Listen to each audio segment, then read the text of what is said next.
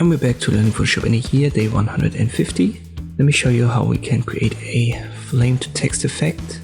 I use the type tool here, make the foreground color white, and with Ctrl T I can size it up.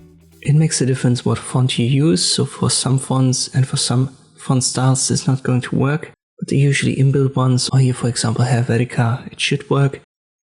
You can also adjust the distance between the letters a little bit if you want that. Let me just go to 200 as an example, and you can make that bold, but only here in this menu. What we now need is a path. We don't have one, you can see that in Path menu. To create one we can do that as long as this text is active under type. It's called create work path. But here's the issue, for some fonts and for some styles this won't run.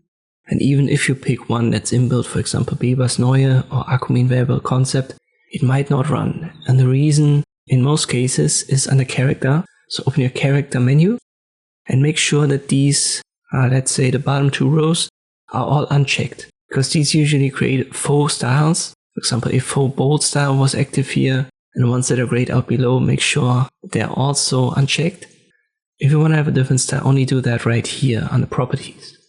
So again, make sure that under character in this other menu, everything is unchecked.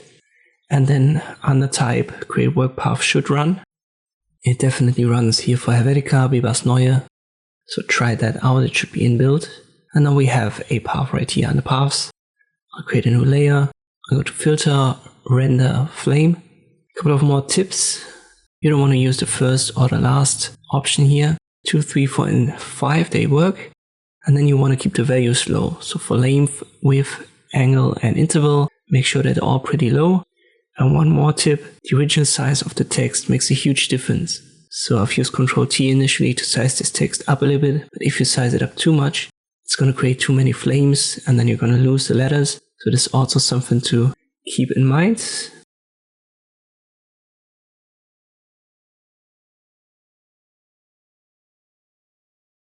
But here we are now. I can get rid of the path and you can see it has turned these letters into flames. So again, the exact values, you have to juggle a little bit around with it, because at some point you're going to lose the original shape of the letters, so be careful there. But this is the process of turning letters and text into flames in Photoshop. I hope this video was helpful, thank you for watching, and I'll see you next time.